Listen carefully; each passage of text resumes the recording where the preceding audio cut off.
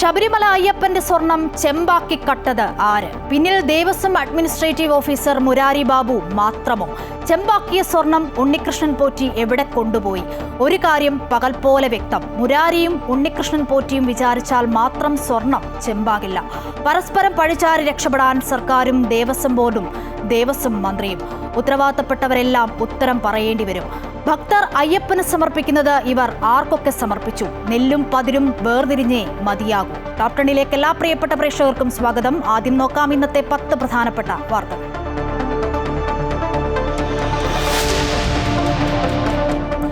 ശബരിമലയിലെ സ്വർണ്ണപ്പാളികൾ നഷ്ടപ്പെട്ടതിൽ മുഖം രക്ഷിക്കാൻ ദേവസ്വം ബോർഡ്. 2019 സ്വർണം ചെമ്പെന്ന് റിപ്പോർട്ട് നൽകിയ അഡ്മിനിസ്ട്രേറ്റീവ് ഓഫീസർ മുരാരി ബാബുവിനെ സസ്പെൻഡ് ചെയ്തു. തീരുമാനം ദേവസ്വം ബോർഡ് യോഗത്തിൽ.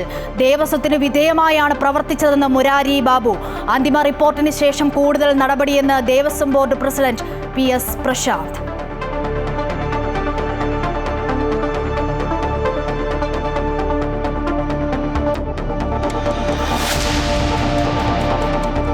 സ്വർണ്ണപ്പാളിയിൽ ഇന്നും നിയമസഭ സ്തംഭിച്ചു. സ്പീക്കറുടെ മുഖം മറച്ച് ബാനറുകളുമായി നടുത്തളത്തിലിറങ്ങി പ്രതിപക്ഷം. 18-ന് പന്തളത്ത് കോൺഗ്രസിന്റെ പ്രതിഷേധ സംഗമം. കേന്ദ്ര ഏജൻസി അന്വേഷിക്കണമെന്ന് KPCC പ്രസിഡന്റ്. പലയിടത്തും പ്രതിഷേധങ്ങളുമായി പ്രതിപക്ഷ സംഘടനകളും ഹിന്ദു ഐക്യവേദിയും.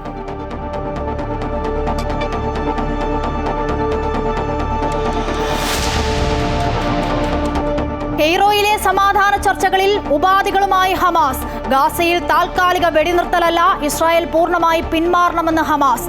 തടവുകാരുടെ കൈമാറ്റത്തിന് കൃത്യമായ കരാർ വേണമെന്നും ഹമാസ്. യുദ്ധം ഉടൻ അവസാനിപ്പിക്കുമെന്ന് ബെന്യാമിൻ നെതന്യാഹു.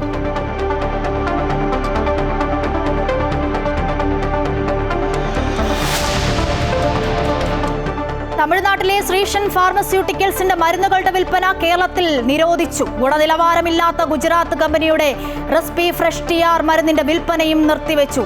കൈവശമുള്ളവർ ഉപയോഗിക്കരുതെന്ന് നിർദ്ദേശം. അർബുദ ചികിത്സയ്ക്കുള്ള മരുന്നിന് ഇന്ത്യൻ വിപണിയിൽ. ആസ്ട്രാസെനക്ക മരുന്ന് കമ്പനിക്ക് അനുമതി.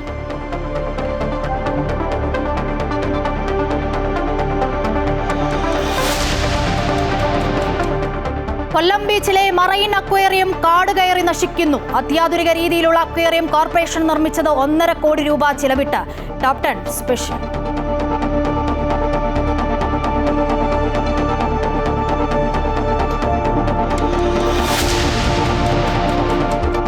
ഭൗതികശാസ്ത്ര നൊബേൽ 3 പേർക്ക് പുരസ്കാരം. ക്വാണ്ടം മെക്കാനിക്സിലെ കണ്ടുപിടുത്തത്തിന് അംഗീകാരം. John Clarke, Michael H. Devoret, John M. Martinis എന്നിവർ കാലിഫോർണിയ സർവകലാശാലയിൽ നടത്തിയ ഗവേഷണത്തിന്.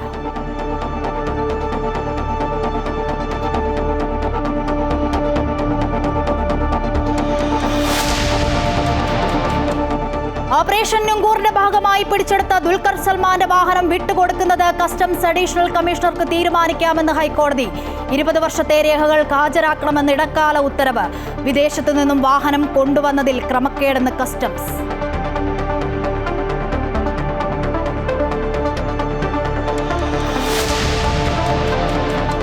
വനിതാ ഏകദിന ലോകകപ്പിൽ ബംഗ്ലാദേശിനെ 4 വിക്കറ്റിന് തോൽപ്പിച്ച് ഇംഗ്ലണ്ട്. ജയം 23 പന്ത് ബാക്കി നിൽക്കെ.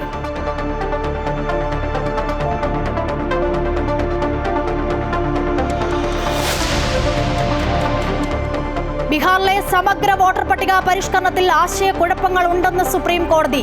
ഒഴിവാക്കിയ 3,66,000 വോട്ടർമാരുടെ വിവരങ്ങൾ നൽകാൻ നിർദ്ദേശം. ഒഴിവാക്കപ്പെട്ടവർ പരാതിയോ അപ്പീലോ നൽകിയിട്ടില്ലെന്ന് തെരഞ്ഞെടുപ്പ് കമ്മീഷൻ.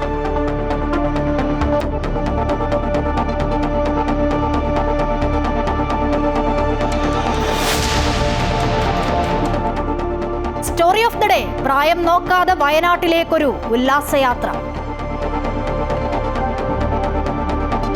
വാർത്തകൾ വിശദമായി സമഗ്രമായി നോക്കാം. സ്വർണ്ണപ്പാളി വിവാദത്തിൽ ആദ്യ നടപടിയുമായി തിരുവിതാംകൂർ ദേവസ്വം ബോർഡ്. 2019 ശബരിമല അഡ്മിനിസ്ട്രേറ്റീവ് ഓഫീസറായിരുന്ന മുരാരി ബാബുവിനെ സസ്പെൻഡ് ചെയ്തു. വിജിലൻസ് അന്തിമ റിപ്പോർട്ട് സമർപ്പിച്ചതിന് ശേഷം കൂടുതൽ നടപടികളിലേക്ക് കടക്കുമെന്ന് Devaswom board president PS Prashanth അറിയിച്ചു. തന്റെ ഭാഗത്ത് വീഴ്ചയുണ്ടായിട്ടില്ല എന്നും ദേവസ്വം ബോർഡ് പരിശോധിക്കട്ടെ എന്നും സത്യം തെളിയുമെന്നും മുരാരി ബാബുവും പ്രതികരിച്ചു. 2019 അഡ്മിനിസ്ട്രേറ്റീവ് ഓഫീസറായിരുന്ന മുരാരി ബാബുവിനെ സസ്പെൻഡ് ചെയ്തു. അദ്ദേഹം ഇപ്പോൾ ഹരിപ്പാട് ഡെപ്യൂട്ടി കമ്മീഷണറാണ്. അദ്ദേഹത്തെ സസ്പെൻഡ് ചെയ്യാൻ തീരുമാനിച്ചു. ഇദ്ദേഹത്തിനെതിരെ ചെമ്പുപാളി എന്നുള്ള ഒരു റിപ്പോർട്ട് നൽകി എന്നുള്ളതാണ് ഏറ്റവും പ്രധാനപ്പെട്ട ആരോപണം. തിരുവിതാംകൂർ ദേവസ്വം ആസ്ഥാനത്തു ചേർന്ന ബോർഡ് യോഗത്തിലാണ് ശബരിമലയിലെ സ്വർണ്ണപ്പാളി വിഷയത്തിൽ ആദ്യ നടപടിയായി 2019 ശബരിമല അഡ്മിനിസ്ട്രേറ്റീവ് ഓഫീസറായിരുന്ന മുരാരി ബാബുവിനെ അന്വേഷണ വിധേയമായി ദേവസ്വം ബോർഡ് സസ്പെൻഡ് ചെയ്തത്. 2019 ദേവസ്വം ബോർഡ് മഹസറിൽ ദ്വാരപാലക ശില്പത്തിൽ ഉണ്ടായിരുന്നത് ചെമ്പുപാളിയാണെന്ന് എഴുതി ചേർത്തത് മുരാരി ബാബു ആണെന്ന് യോഗം കണ്ടെത്തി. മഹസറും അനുബന്ധ രേഖകളും ബോർഡ് യോഗത്തിലേക്ക് വിളിച്ചുവരുത്തി പരിശോധിച്ചാണ് നടപടി. വിരമിച്ചു പോയവരുടെ ആനുകൂല്യങ്ങൾ പിടിച്ചുവെക്കുന്നതടക്കമുള്ള നടപടികൾ സംബന്ധിച്ച് വിജിലൻസിന്റെ അന്തിമ റിപ്പോർട്ട് ലഭിച്ചതിന് ശേഷം പരിഗണിക്കുമെന്നും PS പ്രശാന്ത് പറഞ്ഞു. ഞാൻ മനസ്സിലാക്കുന്ന ഈ ആഴ്ച തന്നെ നമ്മുടെ വിജിലൻസ് SP കോടതിക്ക് അന്തിമ റിപ്പോർട്ട് കൊടുക്കും. അത് കിട്ടിയതിന് ശേഷം റിട്ടയർ ചെയ്തു പോയ ആളുകളുണ്ടല്ലോ, അവരുമായി ബന്ധപ്പെട്ട ആനുകൂല്യങ്ങൾ എങ്ങനെയാണ് നമുക്ക് തിരികെ പിടിക്കാൻ കഴിയുന്നത്, അതുമായി ബന്ധപ്പെട്ട കാര്യങ്ങൾ നമുക്ക് ആലോചിച്ച് തീരുമാനിക്കും. ഉണ്ണികൃഷ്ണൻ പോറ്റിയുടെ പേരിൽ ചെന്നൈയിലെ സ്മാർട്ട് ക്രിയേഷൻസിനുള്ള വാറണ്ടി റദ്ദാക്കി ദേവസ്വം ബോർഡിലേക്കാക്കാൻ ദേവസ്വം ഡെപ്യൂട്ടി കമ്മീഷണറെ ചുമതലപ്പെടുത്തിയിട്ടുണ്ട്. ദേവസ്വത്തിന്റെ പ്രഥമ പരിഗണന വരാൻ പോകുന്ന മണ്ഡലം മകരവിളക്ക് മഹോത്സവമാണെന്നും PS പ്രശാന്ത് പറഞ്ഞു. ഈ സ്മാർട്ട് ക്രിയേഷനിൽ ദ്വാരപാലക ശില്പങ്ങളുമായി ബന്ധപ്പെട്ടുണ്ടായിരുന്ന വാറണ്ടി ഉണ്ണികൃഷ്ണൻ പോറ്റിയുടെ പേരിലുള്ളതാണ്. അത് റദ്ദ് ചെയ്യുവാനും ദേവസ്വം ബോർഡ് നേരിട്ട് നടത്തുവാനും വേണ്ട നടപടിക്രമങ്ങൾക്ക് വേണ്ടി ഡെപ്യൂട്ടി കമ്മീഷണറെ ചുമതലപ്പെടുത്തി. ഞങ്ങൾക്ക് വിഷയം വരുന്ന മണ്ഡല മകരവിളക്ക് മഹോത്സവമാണ്. ആ മണ്ഡല മകരവിളക്ക് മഹോത്സവത്തിലേക്ക് ലക്ഷോപലക്ഷം ആളുകൾ വരും. അവർക്ക് വേണ്ടിയിട്ടുള്ള മുന്നൊരുക്ക പ്രവർത്തനങ്ങൾ ഞങ്ങൾ കഴിഞ്ഞ 2-3 മാസങ്ങൾ മുമ്പേ ആരംഭിച്ചു കഴിഞ്ഞു. അതേസമയം തന്റെ ഭാഗത്ത് വീഴ്ച ഉണ്ടായിട്ടില്ലെന്നാണ് സസ്പെൻഷന് പിന്നാലെയുള്ള മുരാരി ബാബുവിന്റെ പ്രതികരണം. നിലവിൽ ദേവസ്വം ബോർഡ് ഹരിപ്പാട് ഡെപ്യൂട്ടി കമ്മീഷണറാണ് മുരാരി ബാബു. ഇക്കാര്യത്തിൽ ദേവസ്വം ബോർഡ് പരിശോധന നടത്തട്ടെയെന്നും സത്യം തെളിയുമെന്നും അദ്ദേഹം പറഞ്ഞു. അപ്പോൾ അങ്ങനെയുള്ള സ്ഥലത്ത് അന്വേഷണം ഒരു സമർപ്പണത്തിനായി വരുന്നു. ആ സമർപ്പണത്തിന് എന്തൊക്കെയാണ് നമ്മൾ ചെയ്യേണ്ടത് അത് ചെയ്തു, റിപ്പോർട്ട് ചെയ്തു. ആ റിപ്പോർട്ട് ചെയ്തപ്പോൾ ഇപ്പോൾ ആ ഒരു റിപ്പോർട്ടിന്റെ പേരിലാണ് എന്നെ സസ്പെൻഡ് ചെയ്തിരിക്കുന്നത്. അല്ലാതെ സ്വർണ്ണപ്പാളി എടുത്തുന്ന പേരിലല്ല കേട്ടോ എന്നെ സസ്പെൻഡ് ചെയ്തിരിക്കുന്നത്. ശബരിമലയിലെ ദ്വാരപാലക ശില്പത്തിലെ സ്വർണ്ണപ്പാളികൾ കാണാതായത് സംബന്ധിച്ചുള്ള അന്തിമ അന്വേഷണ റിപ്പോർട്ട് ദേവസ്വം വിജിലൻസ് വെള്ളിയാഴ്ച ഹൈക്കോടതിയിൽ സമർപ്പിക്കും. അമൃത ന്യൂസ്, തിരുവനന്തപുരം. ശബരിമല സ്വർണ്ണപ്പാളി വിവാദത്തിൽ ശക്തമായ പ്രതിഷേധത്തിന് തയ്യാറെടുക്കുകയാണ് പ്രതിപക്ഷ കക്ഷികൾ. ഈ മാസം 18-ന് പന്തളത്ത് പ്രതിഷേധ സംഗമം സംഘടിപ്പിക്കാനാണ് കോൺഗ്രസ് തീരുമാനം. സമഗ്ര അന്വേഷണം ആവശ്യപ്പെട്ട് BJPയുടെ നേതൃത്വത്തിൽ നാളെ ക്ലിഫ് ഹൗസിലേക്ക് മാർച്ച് നടത്തും. അതേസമയം സർക്കാരിന് ആരെയും സംരക്ഷിക്കേണ്ട കാര്യമില്ലെന്നും കുറ്റവാളികളെ പുറത്തു കൊണ്ടുവരുമെന്നും CPM സംസ്ഥാന സെക്രട്ടറി MV ഗോവിന്ദനും പറഞ്ഞു. ശബരിമലയിൽ നിന്നും പുറത്തേക്ക് കൊണ്ടുപോയ ദ്വാരപാലക ശില്പത്തിലെ സ്വർണ്ണപ്പാളികളിലെ സ്വർണം മോഷ്ടിക്കപ്പെട്ടതായുള്ള ഹൈക്കോടതിയുടെ കണ്ടെത്തലിനെ തുടർന്നാണ് പ്രതിപക്ഷ കക്ഷികളിൽ നിന്നും ഭക്തസംഘടനകളിൽ നിന്നുമുള്ള പ്രതിഷേധം ശക്തമാകുന്നത്. വിവാദത്തിൽ പ്രതിഷേധ സംഗമം തീർക്കാനാണ് KPCCയുടെ തീരുമാനം. ഈ മാസം 14-ന് 4 പ്രധാന കേന്ദ്രങ്ങളിൽ നിന്നും ആരംഭിക്കുന്ന പ്രതിഷേധ ജാഥകൾ 18-ന് പന്തളത്ത് സമാപിക്കും. 9-ാം തീയതി പത്തനംതിട്ടയിൽ ഏറ്റവും ശക്തമായ പ്രതിഷേധ സംഗമം സംഘടിപ്പിക്കുന്നു. പ്രതിഷേധ സംഗമത്തിൽ ആയിരക്കണക്കിന് ആളുകൾ പങ്കെടുത്ത് പ്രതിഷേധം ശക്തിപ്പെടുത്തും. കേരളത്തിലെ 4 കേന്ദ്രങ്ങളിൽ നിന്ന് കോൺഗ്രസിന്റെ പ്രമുഖ നേതാക്കന്മാർ നയിക്കുന്ന പ്രതിഷേധ ജാഥകൾ പന്തളത്ത് 18-ാം തീയതി വലിയ മാർച്ചോടുകൂടി 18-ാം തീയതി അത് സമാപിക്കുന്നതാണ്. സാമ്പത്തിക സമാഹരണത്തിനുള്ള ഉപാധിയായാണ് സർക്കാർ ശബരിമലയെ കാണുന്നതെന്നും ഇക്കാര്യത്തിൽ കോടതിയുടെ നിരീക്ഷണത്തിലുള്ള കേന്ദ്ര ഏജൻസിയുടെ അന്വേഷണമാണ് വേണ്ടതെന്ന് KPCC ജനറൽ സെക്രട്ടറി KC വേണുഗോപാലും പറഞ്ഞു. തങ്ങളുടെ സാമ്പത്തിക സമാഹരണത്തിന്റെ ഉപാധിയായിട്ട് ശബരിമലയെ കണ്ടതിന്റെ പരിണിത ഫലങ്ങളാണ് ഇതെല്ലാം എന്നുള്ളതിന് ഒരു സംശയവുമുണ്ട്. സ്വർണ്ണപ്പാളികൾ മോഷണം പോയ വിഷയത്തിൽ ദേവസ്വം ബോർഡും സർക്കാരും ന്യായീകരണവുമായി ഇറങ്ങിയിരിക്കുന്നത് മോഷ്ടാക്കളെ സംരക്ഷിക്കാനാണെന്ന് BJP നേതാവ് V മുരളീധരനും ഇക്കാര്യത്തിൽ മുഖ്യമന്ത്രിയുടെ മൗനം ദുരൂഹമാണെന്നും സംഭവത്തിൽ സമഗ്ര അന്വേഷണം ആവശ്യപ്പെട്ട ക്ലിഫ് ഹൗസിലേക്ക് BJPയുടെ നേതൃത്വത്തിൽ മാർച്ച് നടത്തുമെന്നും BJP നേതാവ് MT രമേശും പറഞ്ഞു. ന്യായീകരണവുമായിട്ട് സംസ്ഥാന ഗവൺമെന്റും ദേവസ്വം ബോർഡും ഇറങ്ങിയിരിക്കുന്നത് കള്ളന്മാരെ സംരക്ഷിക്കാൻ വേണ്ടിയിട്ടാണ്. അതുകൊണ്ട് ഈ സംഭവത്തിന്റെ എല്ലാം പുറകിൽ മുഖ്യമന്ത്രിയുടെ ഓഫീസിന് കൂടി പങ്കാളിത്തമുണ്ട് എന്നുള്ളതാണ് പ്രാഥമികമായി നമുക്ക് ബോധ്യമാകുന്ന കാര്യം. അതേസമയം അന്വേഷണം നടക്കട്ടെ എന്നാണ് ഭരണപക്ഷത്തെ നേതാക്കളുടെ നിലപാട്. ആരെയും സംരക്ഷിക്കേണ്ടതിന്റെ ഉത്തരവാദിത്തം സർക്കാരിനില്ലെന്നും കുറ്റവാളികളെ പുറത്തു കൊണ്ടുവരുമെന്നും CPM സംസ്ഥാന സെക്രട്ടറി MV ഗോവിന്ദൻ പ്രതികരിച്ചു. സമഗ്രമായ അന്വേഷണം വേണമെന്നാണ് ഞാൻ അന്ന് ആവശ്യപ്പെട്ടത്. ആരെയും സംരക്ഷിക്കേണ്ട ഉത്തരവാദിത്വം ഇല്ല. ആരാണോ കുറ്റവാളികൾ അവർ ശിക്ഷ ഏറ്റുവാങ്ങുന്ന നിലയിലേക്ക് കാര്യങ്ങൾ.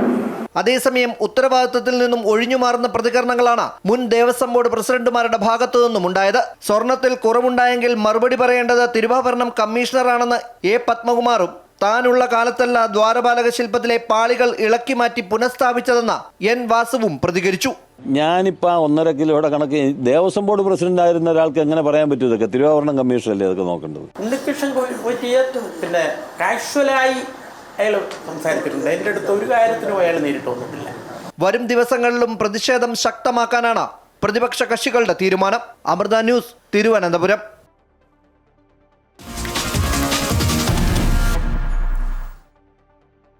ശബരിമലയിലെ സ്വർണ്ണപ്പാളി വിവാദത്തിൽ തുടർച്ചയായി 2ാം ദിവസവും നിയമസഭ സ്തംഭിപ്പിച്ച് പ്രതിപക്ഷം. ചോദ്യോത്തരവേള മുതൽ പ്ലക്കാർഡുകളും ബാനറും ഉയർത്തി നടുത്തളത്തിലിറങ്ങി പ്രതിഷേധിച്ചു. കോടികളുടെ സ്വർണ്ണ കച്ചവടമാണ് നടന്നതെന്നും ഏത് കോടീശ്വരന്റെ വീട്ടിലാണ് പവിത്രമായ ദ്വാരപാലക ശില്പം കൊണ്ടുപോയി വിറ്റതെന്ന് സർക്കാർ മറുപടി പറയണമെന്നും പ്രതിപക്ഷ നേതാവ് ആവശ്യപ്പെട്ടു. പ്രതിപക്ഷത്തിന് പൊതുജനങ്ങളെ ഭയമെന്നും ഹൈക്കോടതി ഉത്തരവിനെ അംഗീകരിക്കുന്നില്ലെന്നും ഭരണപക്ഷം വിമർശനം ഉന്നയിച്ചു. ബഹളത്തിനിടെ നടപടിക്രമങ്ങൾ വേഗത്തിൽ പൂർത്തിയാക്കി സഭ പിരിഞ്ഞു.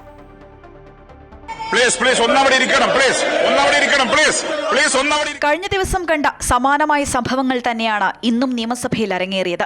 ചോദ്യോത്തരവേള മുതൽ പ്രതിപക്ഷത്തിന്റെ പ്രതിഷേധം ആരംഭിച്ചു. പ്ലക്കാർഡുകളും ബാനറും ഉയർത്തി നടുത്തളത്തിലിറങ്ങി പ്രതിഷേധിച്ചു. ദേവസ്വം മന്ത്രിയും പ്രസിഡന്റും രാജിവെച്ച ഹൈക്കോടതിയുടെ മേൽനോട്ടത്തിൽ CBI അന്വേഷണം നടത്തണം എന്നാണ് പ്രതിപക്ഷത്തിന്റെ ആവശ്യം.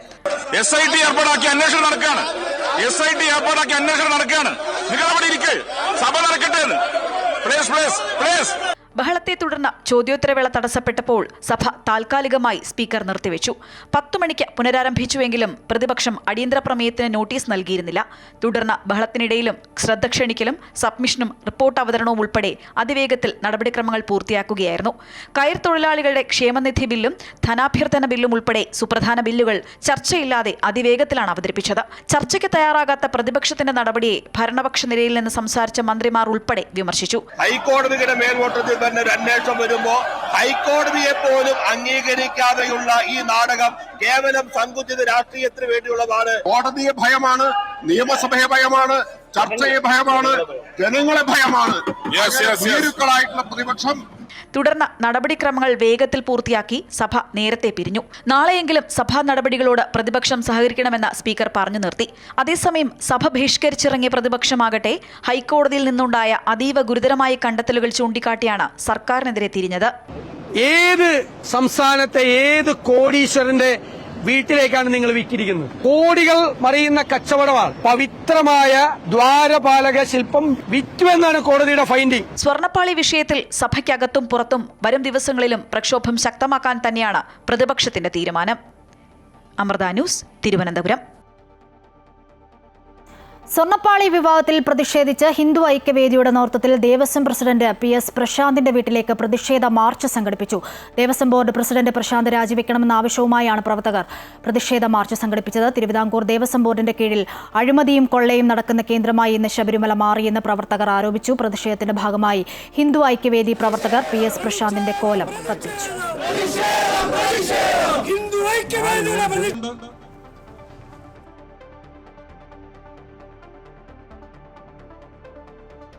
ശബരിമല സ്വർണ്ണപ്പാളി വിവാദത്തിൽ പ്രതിഷേധിച്ച് ദേവസ്വം പ്രസിഡന്റ് PS പ്രശാന്തിന്റെ വീട്ടിലേക്ക് യൂത്ത് കോൺഗ്രസ് നൈറ്റ് മാർച്ച് സംഘടിപ്പിച്ചു. ശബരിമലയെ LDF സർക്കാർ കൊള്ളയടിക്കുന്നുവെന്നും ദേവസ്വം ബോർഡ് വിശ്വാസികളെ കട്ടുമുടിക്കുന്നുവെന്നും ആരോപിച്ചായിരുന്നു march. Night march Chandy Oommen MLA ഉദ്ഘാടനം ചെയ്തു. അയ്യപ്പന്റെ ശബരിമലയിൽ നിന്നും സ്വർണം കട്ടെടുക്കുന്നതിന് കൂട്ടുനിൽക്കാൻ എങ്ങനെ പ്രശാന്തിന് സാധിച്ചുവെന്നും ശബരിമലയിലെ യുവതീ പ്രവേശനത്തിന്റെ മറവിലാണ് സ്വർണ്ണക്കടത്ത് എന്ന് സംശയിക്കേണ്ടിയിരിക്കുന്നുവെന്നും ചാണ്ടിയുമ്മൻ പറഞ്ഞു.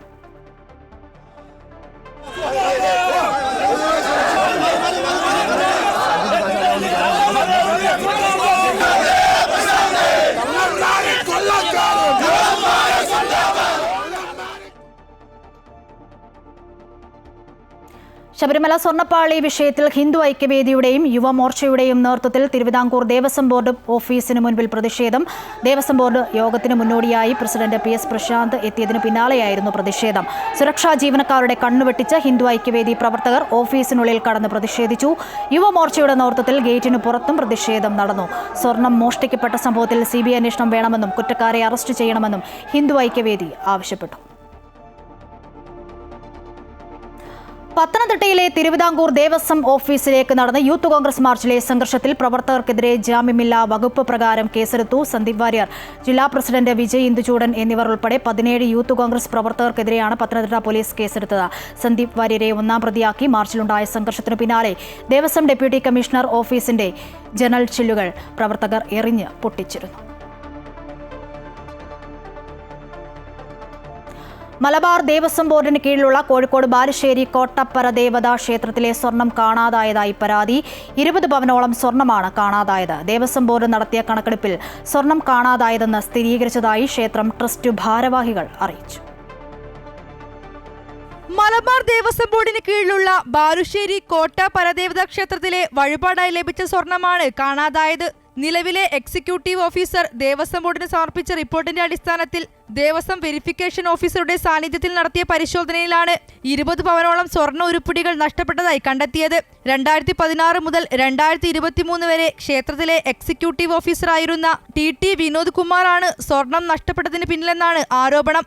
ക്ഷേത്രത്തിലേക്ക് വഴിപാടായി ലഭിച്ച സ്വർണ്ണ ഉരുപ്പിടികൾ ചിലത് ഈ കാലയളവിൽ നഷ്ടപ്പെട്ടുവെന്നാണ് പരാതി. സ്വർണം കാണുന്നില്ലെന്ന് കാണിച്ച് നിരവധി തവണ നോട്ടീസ് നൽകിയിട്ടും വിനോദ് മറുപടി നൽകിയില്ലെന്നും ആരോപണമുണ്ട്. അതേസമയം ഇത്തരം സംഭവങ്ങൾ സ്ഥിരമായി മാറിയിരിക്കുകയാണെന്നും സമാനമായ സംഭവം കോഴിക്കോട്ടെ മറ്റൊരു ക്ഷേത്രത്തിലും ഉണ്ടായതായി വിവരം ലഭിച്ചിട്ടുണ്ടെന്നും കോൺഗ്രസ് കോഴിക്കോട് ജില്ലാ പ്രസിഡന്റ് അഡ്വക്കേറ്റ് കെ പ്രവീൺകുമാർ പറഞ്ഞു. കോഴിക്കോട് ജില്ലയിൽ മറ്റൊരു ക്ഷേത്രത്തിൽ കൂടി സമാനമായ സംഭവം നടന്നു. ബാലുശ്ശേരി സ്വർണം കാണാതെ പോയ ഉണ്ടായിട്ടുണ്ട്. അപ്പോൾ അത് ഉണ്ടായിട്ടുണ്ട് കൊയിലാണ്ടിയിലാണ്. അമ്പലത്തിലെ സ്വർണത്തിന് പോലും ദൈവത്തിന് പോലും രക്ഷയില്ലാത്ത അവസ്ഥയായി പിണറായിയുടെ ഭരണം മാറിയിരിക്കുന്നതാണ് ഈ സംഭവം തെളിയിക്കുന്നത്. ഈ മാസം 8-ന് സ്വർണം തിരിച്ചേൽപ്പിക്കാമെന്ന് വിനോദ് കുമാർ ക്ഷേത്രം ഭാരവാഹികളെ അറിയിച്ചിട്ടുണ്ട്. മറ്റ് പല ക്ഷേത്രങ്ങളിൽ നിന്നും ഇയാൾ സ്വർണം തിരിമറി നടത്തിയതായും പരാതിയുണ്ട്. സ്വർണം തിരിച്ചു ലഭിച്ചില്ലെങ്കിൽ നിയമ നടപടിയുമായി മുന്നോട്ടു പോകാനാണ് ദേവസ്വം ബോർഡിന്റെ തീരുമാനം. അമൃത ന്യൂസ്, കോഴിക്കോട്. ആലപ്പുഴ അറക്കൽ അന്നപൂർണേശ്വരി ക്ഷേത്രത്തിലെ പുനരുദ്ധാരണം നടത്തിയതും നിർധനരായിട്ടുള്ളവർക്ക് വീട് വെച്ചുകൊടുത്തതും ക്ഷേത്ര ഉപദേശക സമിതിയാണെന്ന് Devaswom board member A Ajikumar. ക്ഷേത്രത്തിൽ ഉപദേശക സമിതി അംഗം ബിനുവാണ് ബംഗളൂരുവിലുള്ളവരെ പരിചയപ്പെടുത്തിയത്. പരിപാടിയിലേക്ക് ഉണ്ണികൃഷ്ണൻ പോറ്റിയെ ക്ഷണിച്ചത് താനല്ല. ഇക്കാര്യത്തിൽ പാർട്ടി വിശദീകരണം ആവശ്യപ്പെട്ടിട്ടില്ലെന്നും ദേവസ്വം ബോർഡ് അംഗമെന്ന നിലയിൽ നല്ല രീതിയിലാണ് പ്രവർത്തിക്കുന്നതെന്നും എ അജികുമാർ പറഞ്ഞു. ഉപദേശക സമിതി അംഗം ബിനുവാണ് ബാംഗ്ലൂരിലെ രാഘവേന്ദ്രയെയും രമേശിനെയും പ്രസാദിനെയും ഒക്കെ എന്നെ പരിചയപ്പെടുത്തുന്നത്. നിരാലംബരായിട്ടുള്ള 2 പേർക്ക് വീട് കൊടുക്കുമ്പോൾ അതിൽ ഏറ്റവും കൂടുതൽ സന്തോഷിച്ച ആളാണ് ഞാൻ. ഇങ്ങനെ ഒരു ദുഃഖ പര്യവസാനത്തിൽ എത്തുമെന്ന് ഞാൻ സ്വപ്നേവി വിചാരിച്ചിട്ടില്ല. ദയവേത് ഇനി ഇങ്ങനെയുള്ള പൊതുപ്രവർത്തകർ നാളെ ഒരു ചാരിറ്റിയിലൊക്കെ എങ്ങനെ പോകും?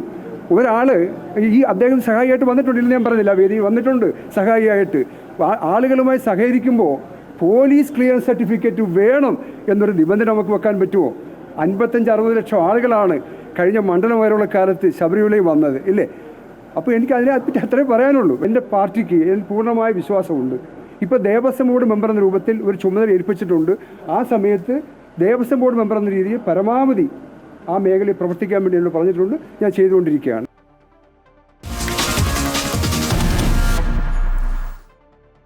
ഗാസ സമാധാന കരാറിനായുള്ള ഇസ്രായേൽ ഹമാസ് 2ാം ഘട്ട ചർച്ച ഈജിപ്തിലെ കെയ്റോയിൽ പുരോഗമിക്കുകയാണ്. ഹമാസിന്റെ ഇസ്രായേൽ ആക്രമണത്തിന് ഇന്ന് 2 വർഷം തികയുന്ന സാഹചര്യത്തിലാണ് ചർച്ച നടക്കുന്നത്. 2ാം ഘട്ട ചർച്ചയ്ക്ക് മുന്നോടിയായി ഹമാസ് തങ്ങളുടെ നിലപാടുകൾ വ്യക്തമാക്കി.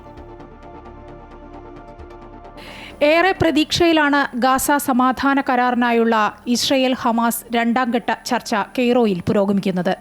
നല്ല അന്തരീക്ഷത്തിൽ ചർച്ച പുരോഗമിക്കുന്നുവെന്നാണ് ഈജിപ്ഷ്യൻ മാധ്യമങ്ങളടക്കം റിപ്പോർട്ട് ചെയ്യുന്നത്. ചർച്ചയ്ക്ക് മുന്നോടിയായി ഹമാസ് തങ്ങളുടെ നിലപാടുകൾ വ്യക്തമാക്കി.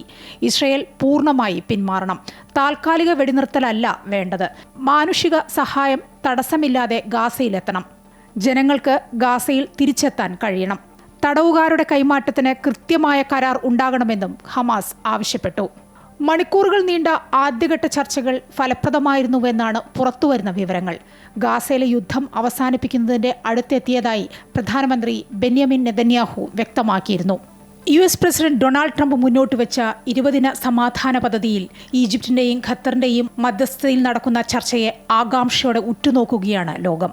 ബന്ദികളുടെ മോചനവും പലസ്തീൻ തടവുകാരുടെ കൈമാറ്റവുമാണ് ആദ്യഘട്ടത്തിൽ ചർച്ചയായതെന്നാണ് സൂചന. News desk, Amrita news. സംസ്ഥാനത്ത് ശ്രീഷൻ ഫാർമസ്യൂട്ടിക്കൽസിന്റെ മരുന്നുകൾക്ക് നിരോധനം. തമിഴ്നാട് കാഞ്ചീപുരത്ത് പ്രവർത്തിക്കുന്ന കമ്പനിയുടെ ലൈസൻസ് ക്യാൻസൽ ചെയ്യുന്നതിനുള്ള നടപടികൾ ആരംഭിച്ച സാഹചര്യത്തിലാണ് തീരുമാനം. ഗുണനിലവാരമില്ലാത്ത ഗുജറാത്ത് കമ്പനിയുടെ RSP ഫ്രഷ് TR മരുന്നിന്റെ വിൽപ്പനയും നിർത്തിവെച്ചു.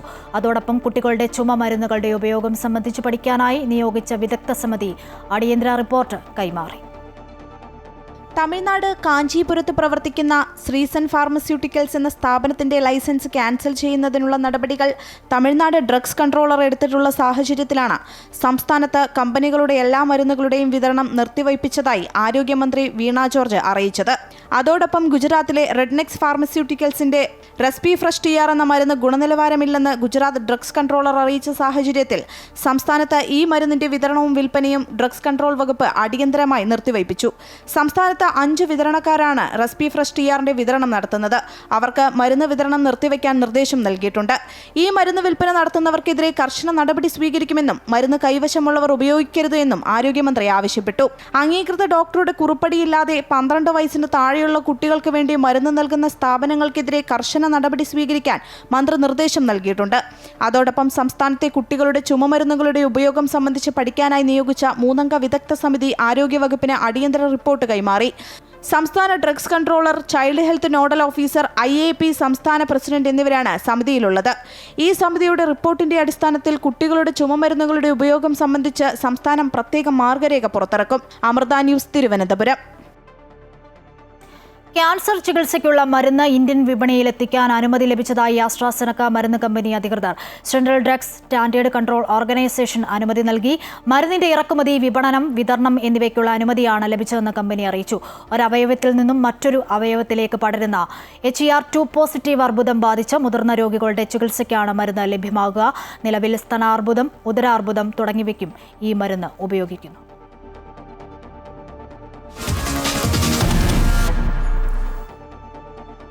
ഇനി ടോപ് 10 സ്പെഷ്യൽ സ്റ്റോറി നോക്കാം. വിസ്മയ കാഴ്ചകൾക്കായി കൊല്ലം ബീച്ചിൽ ഒരുക്കിയ മറൈൻ അക്വേറിയം ഇന്ന് കാട് കയറി നശിക്കുന്നു. 1.5 കോടി രൂപ ചെലവിട്ടാണ് അത്യാധുനിക രീതിയിലുള്ള അക്വേറിയം കൊല്ലം കോർപ്പറേഷൻ നിർമ്മിച്ചത്.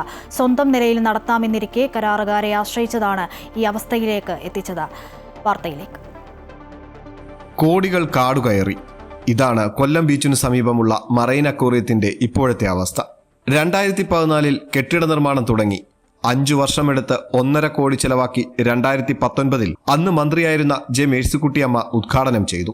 ടെലിവിഷനിലും പുസ്തകങ്ങളിലും മാത്രം കണ്ടു പരിചയമുള്ള കടലിലെ വിസ്മയ കാഴ്ചകൾ കാണാൻ കൊല്ലം കോർപ്പറേഷൻ അവസരമൊരുക്കുന്നു എന്നായിരുന്നു പരസ്യവാചകം. പക്ഷേ നടത്തിപ്പിലെയും കാഴ്ചപ്പാടിലെയും പിടിപ്പുകേടുകൾ മൂലം ഒരു പദ്ധതി എങ്ങനെ ഇല്ലാതാക്കാം എന്ന വിസ്മയം ഒട്ടുമില്ലാത്ത, പുതുമയില്ലാത്ത ഒരു കാഴ്ചയുടെ ഇടമായി ഇവിടം മാറി.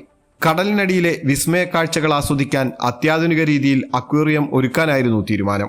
Grouper fish, Oscar, smoke fish, കടലിലെ അടിത്തട്ടിൽ കാണുന്ന സ്റ്റാർ ഫിഷ് തുടങ്ങി വൈവിധ്യമാർന്ന 20-ലധികം ഇനം കടൽ അലങ്കാര മത്സ്യങ്ങളാണ് മറൈൻ അക്വേറിയത്തിൽ ഒരുക്കിയത്. ഓരോ മത്സ്യത്തിനും ആവശ്യമായ ആവാസ വ്യവസ്ഥ ചില്ലുകൂടിനുള്ളിൽ ഒരുക്കാൻ മാത്രം 25 ലക്ഷം രൂപയാണ് ചിലവിട്ടത്. പക്ഷേ അവയൊക്കെ ഇന്നിവിടെയില്ല. ഇതിനുള്ളിലുണ്ടായിരുന്ന വൻ വിലയുള്ള അലങ്കാര മത്സ്യങ്ങളൊക്കെ എവിടെയാണെന്ന് ആർക്കും അറിയില്ല. ഹാർബർ എഞ്ചിനീയറിംഗ് വിഭാഗത്തിന്റെ മേൽനോട്ടത്തിലാണ് ആദ്യകാലത്ത് ഇത് പ്രവർത്തിച്ചത്. തുടർന്ന് അക്വേറിയത്തിന്റെ ചുമതല മറ്റൊരു ഏജൻസിയെ ഏൽപ്പിക്കാൻ കോർപ്പറേഷൻ തീരുമാനിച്ചു. എന്നാൽ കോർപ്പറേഷന്റെ ഭീമമായ വാടകത്തുക നൽകാൻ കഴിയാതെ വന്നതോടെ കരാറുകാർ കൈയൊഴിഞ്ഞു. മത്സ്യലോകത്തെ വിസ്മയ കാഴ്ചകൾ ഒരുക്കാനായിരുന്നു കൊല്ലം കോർപ്പറേഷന്റെ തീരുമാനം. എന്നാൽ ഇന്നത് കാടുപിടിച്ച് ഒരു പുതിയ വിസ്മയമായി മാറിക്കഴിഞ്ഞിരിക്കുന്നു. പ്രദീപ് വാളത്തുങ്കലിനൊപ്പം സുധീഷ്, അമൃത ന്യൂസ്, കൊല്ലം.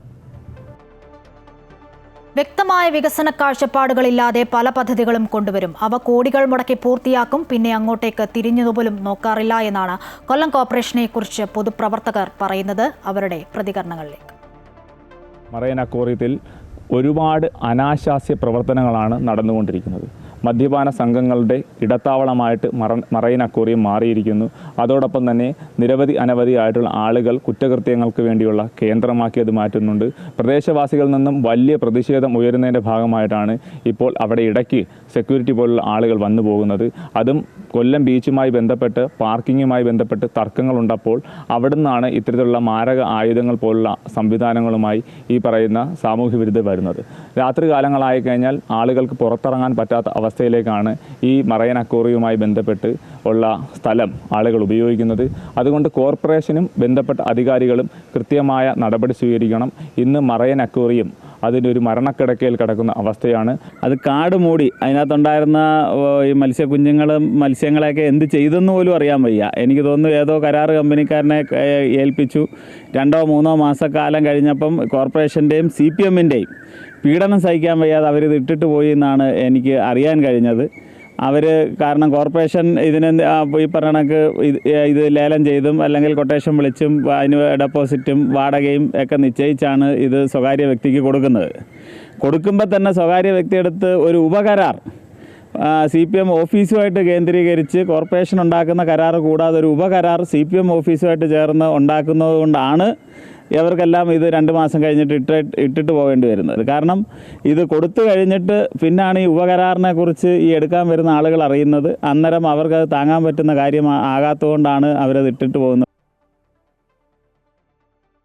വിവരങ്ങൾ കൊല്ലത്ത് നിന്നും സുധീഷ് നൽകും. സുധീഷ്, കൊല്ലത്ത് നിരവധി പദ്ധതികളാണ് ഇത്തരത്തിൽ കോടികൾ മുടക്കി പൂർത്തിയാക്കിയ ശേഷം നടത്തിപ്പിലെ പാളിച്ചകൾ മൂലം നശിക്കുന്നത് എന്നതാണ്. അവയിലൊന്ന് മാത്രമാണ് ഇപ്പോൾ അമൃത വാർത്തകൾ ചൂണ്ടിക്കാണിക്കുന്നത്. ഈ വാർത്തയുടെ കൂടുതൽ വിവരങ്ങൾ എങ്ങനെ സുധീഷ്? വ്യക്തമായ വികസന കാഴ്ചപ്പാടില്ലാതെ കോർപ്പറേഷൻ നടത്തുന്ന പദ്ധതികൾക്കും പ്രവർത്തനങ്ങൾക്കും ഒടുവിലത്തെ ഒരു ഉദാഹരണം എന്ന് വേണം പറയാൻ ഈ മറൈൻ അക്വേറിയത്തെക്കുറിച്ച് പറയുകയാണെങ്കിൽ. കാരണം 1.5 കോടി രൂപ ചിലവഴിച്ചാണ് ഈ ഒരു പ്രോജക്റ്റ് ഇവിടെ വിഭാവനം ചെയ്ത് നടപ്പിലാക്കാൻ ഉദ്ദേശിച്ച് അത് തുടങ്ങി വെച്ചത്. പക്ഷേ അത് നടത്തിക്കൊണ്ടു പോകാൻ ആവശ്യമായ ഒരു ആർജവം അല്ലെങ്കിൽ അതിലൊരു കാഴ്ചപ്പാട് വ്യക്തതയില്ലായ്മ ഒക്കെയാണ് കോർപ്പറേഷൻ്റെ ഭാഗത്തു നിന്നുള്ള ഒരു അനാസ്ഥയായി നമുക്കിവിടെ കാണാൻ കഴിയുന്നത്. ഈ ഒരു അക്വേറിയം ഇവിടെ സ്ഥാപിക്കുകയാണെങ്കിൽ ഈ ഒരു മറൈൻ അക്വേറിയം പ്രധാനമായും കൊല്ലം ബീച്ചിനോട് ചേർന്നുള്ള ധാരാളം വിനോദസഞ്ചാര കേന്ദ്രം ഒക്കെ പ്രവർത്തിക്കുന്ന ഒരിടം കൂടിയാണ് ഈ ഒരു പ്രദേശം. ഇവിടെ നിരവധി സന്ദർശകർ ഒക്കെ എത്തേണ്ട ഒരു സാഹചര്യം ഉണ്ടായിരുന്നു. അപ്പം ആ ഒരു സാഹചര്യങ്ങൾ കണക്കിലെടുത്ത് കൊല്ലം കോർപ്പറേഷന് ഒരുപാട് ഗുണം ലഭിക്കുമായിരുന്ന ഒരു പദ്ധതി, അല്ലെങ്കിൽ നമ്മളുടെ ഇവിടെയുള്ള ജില്ലയിലെ എല്ലാ സഞ്ചാരികൾക്കും സന്ദർശകർക്കും ഏറെ പ്രയോജനകരമായിരുന്ന ഒരു പദ്ധതിയാണ് ഇത്തരത്തിൽ നശിച്ചുകൊണ്ടിരിക്കുന്നത്. അത് മറ്റൊന്നും തന്നെയല്ല ഇതിന് കാരണം. ഇത് കൃത്യമായ ഒരു മാനദണ്ഡത്തിൽ കൂടി ഇത് നടപ്പിലാക്കാൻ കൊല്ലം കോർപ്പറേഷന് കഴിയുന്നില്ല എന്നുള്ളതാണ് ഇതിനകത്തെ ഏറ്റവും വലിയൊരു പോരായ്മയായി നമുക്ക് ചൂണ്ടിക്കാണിക്കാനുള്ളത്. കാരണം ഇതിൻ്റെ നടത്തിപ്പവകാശം ആദ്യം ഒരു കരാറുകാരനെ ഏൽപ്പിക്കുന്നു. പിന്നീട് ആ കരാറുകാരന് അതിൻ്റെ ഭീമമായ തുക നടത്തിച്ചു കൊണ്ടുപോകുന്നതിന് ആവശ്യമായ ഒരു സാമ്പത്തിക നഷ്ടം അയാൾക്കുണ്ടായി. അതിനെ തുടർന്ന് അയാൾ അത് ഇട്ടൊഴിഞ്ഞു പോകുന്നു. തുടർന്ന് കൊല്ലം കോർപ്പറേഷൻ ഏറ്റെടുത്ത് ഇത് കൃത്യമായ മാനദണ്ഡങ്ങളോടുകൂടി കൃത്യമായ പരിപാലനത്തോടുകൂടി നടത്തിക്കൊണ്ടു പോവുകയായിരുന്നെങ്കിൽ ഈ 1.5 കോടി രൂപയുടെ ഈ ഒരു പദ്ധതി വിജയിക്കുമായിരുന്നു. ജില്ലയ്ക്ക് അത് ഏറെ മുതൽക്കൂട്ടമാകുമായിരുന്നു. ജില്ലയിലെ സന്ദർശകരൊക്കെ തന്നെ ഏറെ എത്തുന്ന ഒരു സ്ഥലത്ത് അത് കൂടുതൽ സന്ദർശകരെ ഇവിടേക്ക് ആകർഷിച്ചുകൊണ്ട് നല്ലൊരു പദ്ധതിയായി വിജയിക്കുമായിരുന്ന ഒരു പദ്ധതി കൂടിയായിരുന്നു ഈ മറൈൻ അക്വേറിയം. പക്ഷേ ഇന്നത്തെ ഇതിൻ്റെ ഈ അവസ്ഥ വളരെ ദയനീയമാണ്. അത് ഈ കൊല്ലം കോർപ്പറേഷൻ്റെ പിടിപ്പയോട് കൊണ്ട് ഒന്നു മാത്രമാണ് ഇത്തരത്തിലൊരു ദുരവസ്ഥ ഉണ്ടായിരിക്കുന്നത്, ഇത്തരത്തിലൊരു ദയനീയാവസ്ഥ ഉണ്ടായിരിക്കുന്നത്. ഇന്നിവിടം സാമൂഹ്യ വിരുദ്ധരുടെയും മറ്റുമൊക്കെ ഒരു സ്വകാര്യ വികാര കേന്ദ്രമായി മാറിയിരിക്കുന്നു. അത്തരത്തിൽ ജനങ്ങൾക്ക് നിരവധി ബുദ്ധിമുട്ടുകൾ സമ്മാനിക്കുന്ന അല്ലെങ്കിൽ നിരവധി ബുദ്ധിമുട്ടുകൾ ഉണ്ടാക്കുന്ന ഒരു കേന്ദ്രമായി ഇവിടം മാറിക്കഴിഞ്ഞിരിക്കുന്നു. ശരി, വിവരങ്ങളാണ് കൊല്ലത്തു നിന്നും സുധീഷ് നൽകിയത്.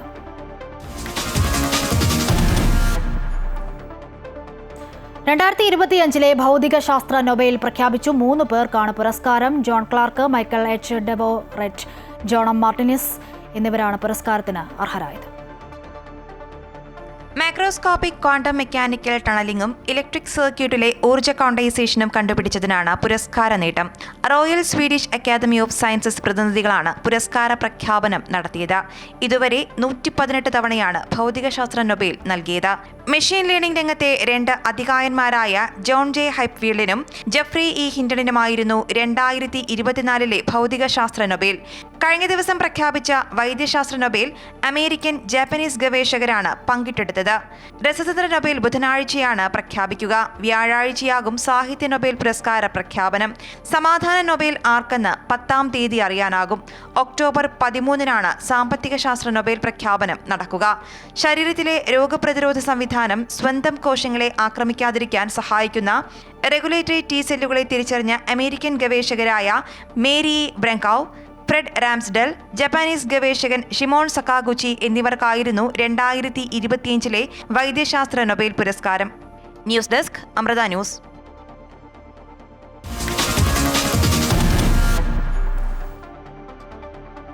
ദുൽഖർ സൽമാന്റെ ലാൻഡ് റോവർ വാഹനം വിട്ടു നൽകുന്നതിൽ കസ്റ്റംസ് അഡീഷണൽ കമ്മീഷണർക്ക് തീരുമാനമെടുക്കാം. അന്വേഷണ വിവരങ്ങൾ കൂടി പരിശോധിച്ച് ദുൽഖറിന്റെ ഭാഗം കേട്ട ശേഷം വേണം തീരുമാനമെടുക്കാൻ. ദുൽഖറിന്റെ ഹർജിയിൽ ഇടക്കാല ഉത്തരവിലാണ് കോടതിയുടെ നിർദ്ദേശം. ഓപ്പറേഷൻ നുംഹൂറിന്റെ ഭാഗമായി കസ്റ്റംസ് പിടിച്ചെടുത്ത നടൻ ദുൽഖർ സൽമാന്റെ വാഹനം വിട്ടു നൽകുന്നതിൽ കസ്റ്റംസ് അഡീഷണൽ കമ്മീഷണർക്ക് തീരുമാനമെടുക്കാമെന്നാണ് ഹൈക്കോടതി നിർദ്ദേശം. 20 വർഷത്തെ രേഖകൾ ഹാജരാക്കണമെന്നും ആവശ്യം തള്ളിയാൽ കാരണം സഹിതം കസ്റ്റംസ് ഉത്തരവിറക്കണമെന്നും കോടതി നിർദ്ദേശിച്ചു. വാഹനത്തിന്റെ ക്രമക്കേട് ബോധ്യപ്പെട്ടതായി നിലപാടറിയിച്ച കസ്റ്റംസ് ഇതുവരെയുള്ള അന്വേഷണ വിവരങ്ങൾ മുദ്രവച്ച കവറിൽ കോടതിക്ക് കൈമാറി.